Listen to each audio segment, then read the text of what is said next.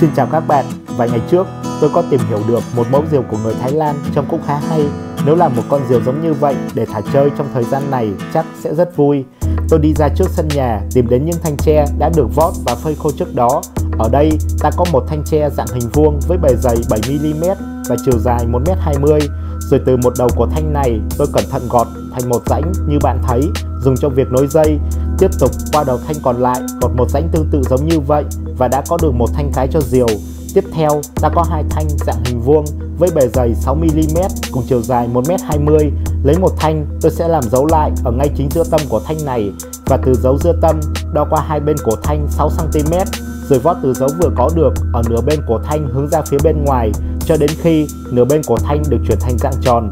Từ điểm bắt đầu vót sẽ được trông như thế và nhỏ tròn dần đến bên ngoài khoảng 1,5mm, rồi qua nửa thanh ở bên vót từ dấu bên ngoài ra để nửa thanh bên này cũng bằng kích cỡ với nửa bên trước đó, tạo ra một thanh cánh với chiều cong ở hai bên được cân đối đều nhau như vậy. Và lấy thanh thứ hai, ta cũng sẽ vót cho thanh này được tương đương kích cỡ với thanh đã làm được trước đó, và chiều cong của hai thanh này cũng cần được đều bằng với nhau. Để có được hai thanh cánh cho diều, với phần đuôi tôi sẽ sử dụng hai thanh nữa dạng hình tròn với một đầu lớn hơn có đường kính 5mm và nhỏ tròn dần về đầu còn lại khoảng hơn 1,5mm cùng chiều dài 90cm. Như vậy ta đã có đủ tất cả các thanh cần thiết cho con diều. Gom gọn chúng qua một bên, ta sẽ trở lại với thanh cái. Từ một đầu của thanh này tôi đo xuống 45cm trên thanh cái và lấy điểm giữa tâm của một thanh cánh, xếp nó vào dấu vừa tạo được theo cách nhìn như thế, rồi mới dùng dây buộc cố định lại tại vị trí giao nhau. Sau đó từ điểm vừa buộc được ta đo xuống phía dưới 45cm ở thanh cái và lấy điểm giữa tâm của thanh cánh thứ hai xếp vào tới dấu này. Tôi sẽ buộc dây lại ở đây rồi điều chỉnh cho thanh sau có khoảng rộng đều nhau với thanh trên, và ở mặt này cũng cần được thẳng với thanh trước, rồi mới dùng keo phủ qua mối buộc. Sau đó từ phía bên ngoài của một nửa cánh ta khép hai đầu thanh vào nhau, buộc cố định chúng như vậy, và sang phía ngoài nửa cánh bên đối diện tôi cũng sẽ khép hai đầu thanh vào nhau, buộc lại ở đấy. Bây giờ ta sẽ xoay khung diều lên rồi vẽ một dấu tại thanh cái ở khoảng giữa của hai thanh cánh. Dùng sợi dây có chiều dài hơn cánh một đoạn, tôi buộc một đầu dây vào phía bên ngoài của một đầu cánh, xong đưa dây về tới dấu vừa có được ở thanh cái. Vòng dây qua, ta kéo dây vừa đủ căng để ngoài đầu cánh có được một hình dạng như thế. Thắt dây lại tại đây rồi đưa dây qua tới đầu cánh bên, buộc tương tự giống như bên vừa buộc trước đó. Nếu hình cánh nhìn còn chưa đều thì ta cũng có thể buộc thêm dây dàng qua hai thanh cánh theo như cách mà bạn đang thấy, giúp cánh được trông đều hơn. Tiếp theo, từ thanh cái ở phía trên, tôi đo qua hai bên thanh cánh trên 7cm. Dùng sợi dây, ta buộc một đầu dây vào dấu đã có ở bên một thanh cánh, rồi đưa dây tới đầu trên của thanh cái. Ta sẽ vòng dây qua rãnh, thắt chặt lại ở đây và đưa dây về tới dấu ở bên còn lại của thanh cánh, buộc lại ở đó. Đồng thời buộc thêm một sợi dây nữa ở bên trong trông như thế để hoàn thành được phần cánh và đầu diều. Kế tiếp, ta sẽ đi đến phần nối đuôi cho diều. Tôi đo từ vị trí nối của thanh cánh bên dưới lên 15cm trên thanh cái, rồi lấy hai thanh đuôi ra. Từ một đầu lớn hơn của một thanh, tôi sẽ cẩn thận gọt đi tạo thành một góc chéo, rồi lấy thanh tiếp theo làm tương tự giống như thanh trước và xếp góc chéo của hai thanh này vào dấu đã vẽ trước đó ở thanh cái. Đồng thời từ thanh cái, tôi đo qua hai bên của thanh cánh dưới 15cm và điều chỉnh thanh đuôi về tới dấu vừa có ở hai bên của thanh cánh để nó tạo ra một hình như vậy, rồi mới buộc lại ở tất cả các điểm nối.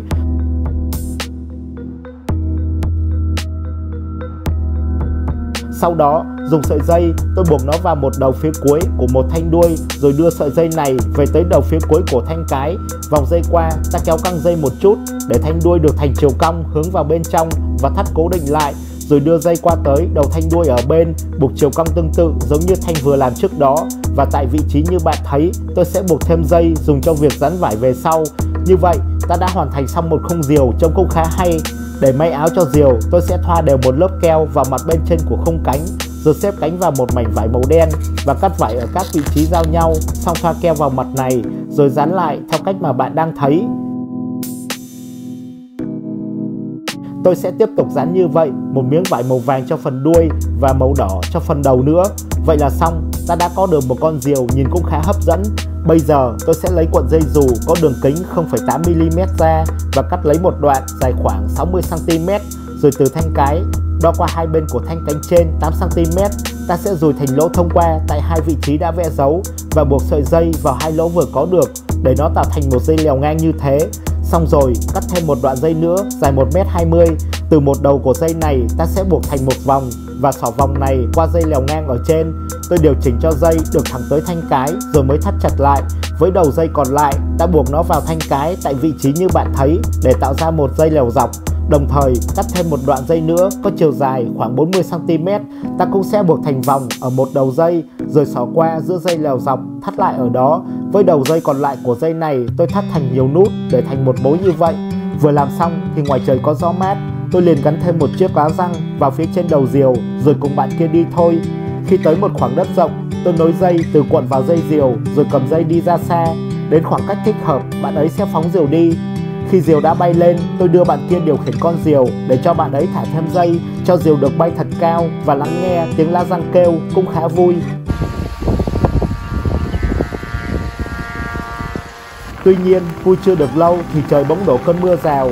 Chúng tôi đành kéo diều xuống và đi về thật vội trong cơn mưa se lạnh như thế.